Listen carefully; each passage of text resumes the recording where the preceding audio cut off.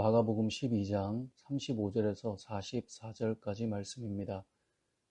오늘 본문에는 두 부류의 사람이 등장하는데요.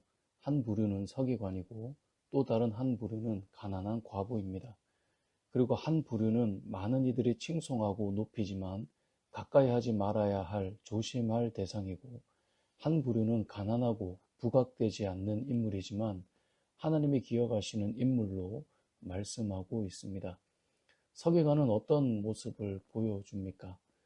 긴 옷을 입고 다녔습니다. 긴 옷은 종교 지도자들임을 드러내며 누가 봐도 외형적으로 주의를 끌만한 모습임을 보여줍니다. 그렇게 다니기 때문에 또 사람들이 존경의 마음으로 인사를 하게 되죠. 그리고 그것이 그들에게는 기쁨이었어요. 그리고 회당에서는 높은 자리, 잔치에서는 상석에 안내받아 앉기를 원했던 자들입니다. 예수님께서 이런 서기관들을 주의하라고 말씀합니다. 왜 그랬습니까? 40절을 보니까 보기에는 그럴듯해 보이지만 실상 이들은 과부의 가산을 삼킨다고 말씀합니다. 가난한 자들에게 유익한 자들이 아니라 오히려 어려운 자들의 재산을 삼키고 자신의 배를 채우는 자들이며, 그들은 길게 기도하며 기도를 보여주지만 그것 또한 외식에 불과하다라고 말씀하고 있기 때문입니다. 외적으로는 경건한 자들 같지만 실상은 전혀 그렇지 않은 자들임을 주님이 말씀하고 있는 것입니다. 반면에 또 한 부류인 가난한 과부는 어떻습니까? 이 과부라는 상황 자체가 당시에 사회적으로 약자들이며 도움을 받지 않고 살아가기 어려운 신분임을 보여줍니다. 누구에게 드러내거나 내세울 만한 것도 사실 없습니다. 근데 이것을 역으로 생각해 보면 도움만 받아도 되고 뭔가를 하지 않아도 모두가 이해해 줄 만한 위치의 사람이다라고 생각할 수 있습니다. 그러니까 과부가 헌금을 하지 못했다고 해서 누구도 뭐라고 말하지 않을 그런 위치의 사람이에요. 그럼 마땅하고 당연할 수 있는 거죠. 그런데 이 과부가 하나님께 두렙돈을 드리고 있는 것입니다. 그러니까 하지 않아도 이해할 수 있는 사람인데 하나님께 드리고 있는 거예요.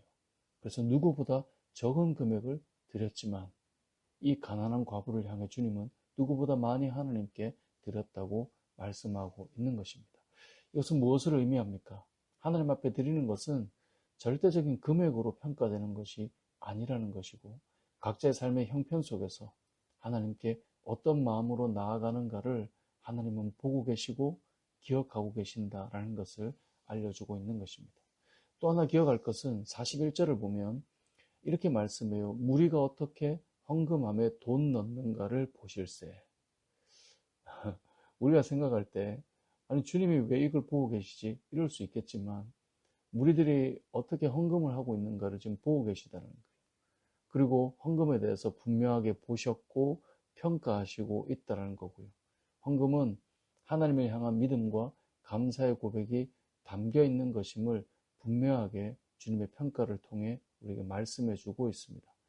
마태복음 6장 21절을 보면 내 보물이 있는 곳에 내 마음도 있다라고 주님이 말씀하셨습니다. 우리가 귀히 여기는 물질이 어디로 흘러가느냐를 통해 나의 마음이 어디 있는가를 알게 된다는 것이죠. 적은 중에도 하나님을 향해 있는 과부의 마음은 두렙돈을 통해서 드러나게 되었다라는 말로 이해할 수 있겠죠.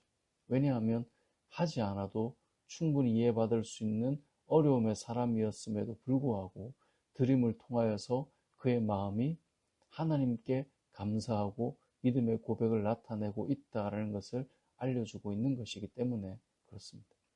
오늘 본문에서는 한 사람은 화려하고 아름답게 보여주는 신앙을 가졌지만 정작 외식과 과부의 가산을 삼키는 자로 주님이 평가하셨고, 또 다른 한 사람은 가난하고 어려운 자였지만 그의 마음이 하나님께 향해 있음을 주님이 말씀해 주고 있습니다. 사랑하는 성도 여러분, 누군가에게 보여주는 신앙이 아니라 우리의 마음이 하나님께 있음을 고백하며 믿음으로 드리는 저와 여러분의 삶이 되시길 주님의 이름으로 축복합니다. 아멘.